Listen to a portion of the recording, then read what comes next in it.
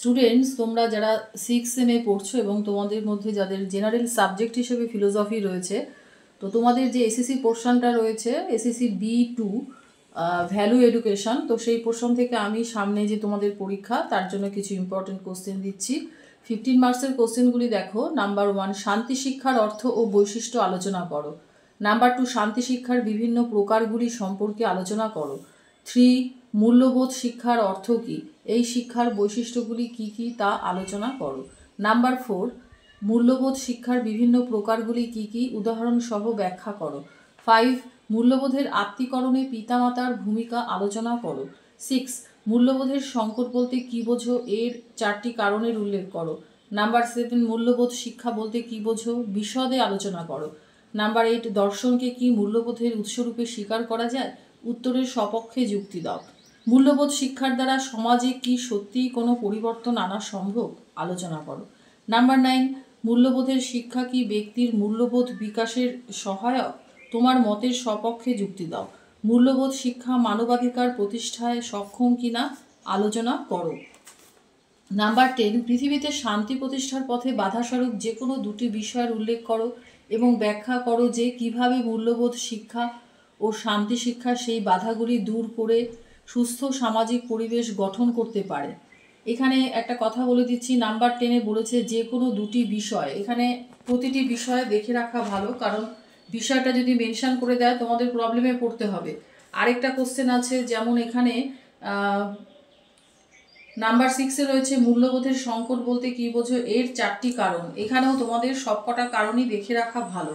যদি কোনো কারণ মেনশন করে দেয়, হয়তো তোমরা সেই 4টি কারণের মধ্যে সেই কারণটা পড়োইনি, তাহলে তোমরা কিন্তু প্রবলেমে পড়ে যাবে। তাই তোমরা সবকটা কারণই দেখে রেখো। এবার আসছি 5 মার্কসের কোশ্চেনে। নাম্বার 1, নৈতিক মূল্যবোধ কাকে বলে। নাম্বার 2, শান্তি শিক্ষার প্রকৃতি আলোচনা করো। 3, মূল্যবোধ শিক্ষাকে আধ্যাত্মিক পরিপ্রেক্ষিত থেকে আলোচনা করো। 4, শান্তি শিক্ষার লক্ষ্যগুলি উল্লেখ করো। 5, আন্তর্জাতিক ক্ষেত্রে শান্তি শিক্ষার গুরুত্ব আলোচনা করো। 6, শান্তি শিক্ষার ভূমিকা বর্তমান দিনের পরিপ্রেক্ষিতে কতটা প্রাসঙ্গিক বলে তোমার মনে হয়। নাম্বার 7, মূল্যবোধ শিক্ষার উৎস কী। 8, মূল্যবোধ শিক্ষার উৎস কী, উৎস কী আরেকটা রয়েছে, 8-এ রয়েছে উদ্দেশ্য কী। আচ্ছা, নাম্বার 9-এ রয়েছে মূল্যবোধ শিক্ষার দুটি লক্ষ্য ব্যাখ্যা করো। সবকটি লক্ষ্যই দেখে রাখা ভালো, ডিটেলসে বললে দুটো লক্ষ্য ডিটেলসে পড়ে রাখা ভালো। নাম্বার 10, মূল্যবোধের কতগুলি উৎসের নাম লেখো, এর মধ্যে যে কোনো একটি উল্লেখ করে দেখাও যে সেটি কিভাবে মূল্যবোধ গঠনে সাহায্য করে। 11, শান্তি শিক্ষায় মূল্যবোধের স্থান ব্যাখ্যা করো। 12, মূল্যবোধ সংকটের যে কোনো দুটি কারণ লেখো এবং সেই প্রেক্ষিতে মূল্যবোধ শিক্ষার তাৎপর্য ব্যাখ্যা করো। নাম্বার 13, দ্বন্দ্ব নিরসনে শান্তি শিক্ষার ভূমিকা লেখো। নাম্বার 14, সামাজিক জীবনের পরিপ্রেক্ষিতে মূল্যবোধ শিক্ষার গুরুত্ব লেখো। 15, ধনাত্মক শান্তি ও ঋণাত্মক শান্তি কাকে বলে, উদাহরণ দাও। আচ্ছা, তোমাদের এরকম আরেকটা কোশ্চেন, ইতিবাচক আর নেতিবাচক শান্তি, এটাও একটু দেখে রাখা ভালো। নাম্বার 16, শান্তি শিক্ষায় বাধা সৃষ্টিকারী কারণসমূহ উল্লেখ করো, ভীষণ ইম্পর্টেন্ট 5 মার্কস হিসেবে। নাম্বার 17, মানবাধিকার কাকে বলে, এই শিক্ষার কয়েকটি উদ্দেশ্য লেখো। 18, জাতীয় মূল্যবোধের অর্থ পরিস্ফুট করো। তো তোমাদের 10 মার্কস একটু, আমি 15 মার্কসের কোশ্চেন একটু কমই দিয়েছি। আরেকটা প্রশ্নে কিন্তু ওদের 15 মার্কসের কোশ্চেন অনেকটাই বেশি হয়েছে, আর তোমাদের 5 মার্কসের কোশ্চেন একটু বেশি হয়ে গেছে, কারণ আমার কিছু করার নেই, ইয়ারগুলো দেখেই তো তোমাদের সাজেশন করা হয়।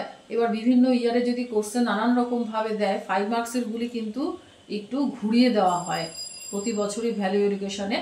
কাজে এর জন্যই কোশ্চেনটা তোমাদের একটু বেশি পড়তে হবে।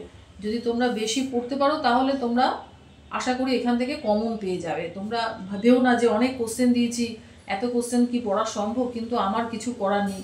এই 18টার মধ্যে কোন কোশ্চেন দিয়ে দেবে কিচ্ছু বলা যায় না। কাজেই ভালো করে পড়ে তোমরা পরীক্ষা দিও।